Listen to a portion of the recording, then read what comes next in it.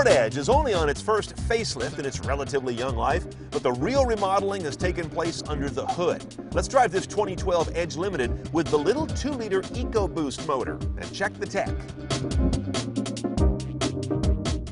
Okay, normally we start these videos inside the car, but the best tech story in this guy is under the hood, because this Edge is a 2.0-liter EcoBoost motor. 2-liter inline-4 sitting side saddle, the kind of engine you expect to find in a very small car like a Focus or something, not in a 2-ton crossover SUV. But what they've got going on here is Ford's EcoBoost. That's two key technologies. It's twin turbocharging, so the turbocharging is optimized for different parts of the RPM band, and that's an important Achilles heel to overcome with turbos. And secondly, direct injection. That means the gasoline is squirted under really high pressure right into the cylinder, right by the spark plug. That allows the fuel to be metered precisely, you don't waste any, and to be squirted in there right at the moment the detonation wants to happen, so you're not getting any kind of a sloppy burn. This also allows the fuel to remain cooler, relatively, when it's in the cylinder before detonation. This is important when they design engines because it lets them have a higher compression ratio, the ratio of which the engine, the piston, and the cylinder compress that air and fuel before it explodes. By doing that, you get more power out of the gasoline you use, but the trick is you tend to get spark knock, that detonation sound that a bad engine has. By having the cooler fuel charge, you can get around that. All of this adds up to 240 horsepower, 270 foot-pounds of torque. That's a big torque number out of this little mill. It moves this 4,000-pound beast, which, by the way, is about the heaviest in its class, up to 60 in about 8.8 seconds. Not bad. We'll see how it is on the road, but the key is the MPG number. They get 30 highway out of this combination. That's psychologically really important when you're marketing a car. 30 is one of those big numbers.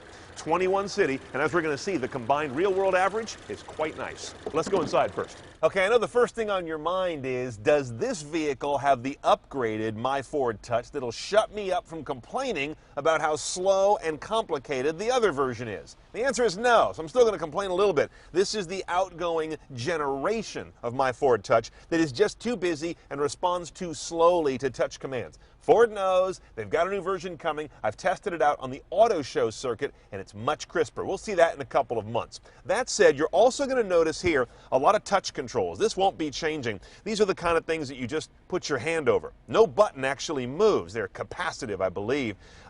I'm okay with these. I don't need this kind of convenience on something as simple and positive as climate control. I still like a knob for temperature and maybe another one for the fan. This just seems needlessly delicate for something that doesn't need delicacy. It needs positive feedback and an easy grip. So here's this gearbox that is the only choice on the 2-liter EcoBoost. It's a 6-speed automatic, period. Notice the gate. PRNDL, kind of going back 50 years, right? No paddle shifters, no shiftable section, no shifting rocker on the side. This is a very straightforward automatic transmission. We'll see how it plays out on the road. The key to this engine is what gear you're in. All cars these days seem to be programmed to seek top gear all the time. It's really infuriating, but that's one of the key ways they get MPG out of these things, is run them along at 1100 RPM when you're cruising on the freeway, sometimes lower.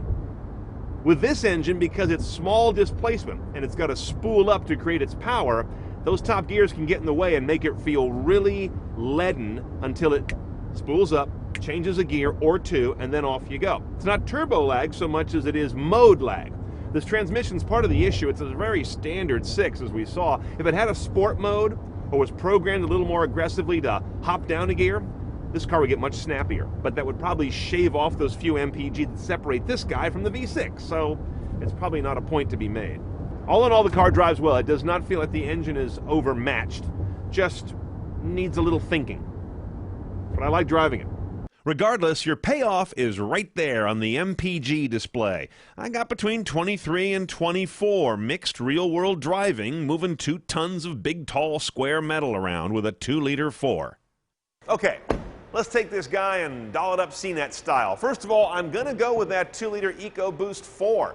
Looks like a pig on paper. As we saw, it drives a lot better than that in real life. The MPG boost over the V6 is not night and day. You're not going to save enough to buy a house with the amount of gas you don't use, but it's an important threshold that it gets to in real world and highway MPG.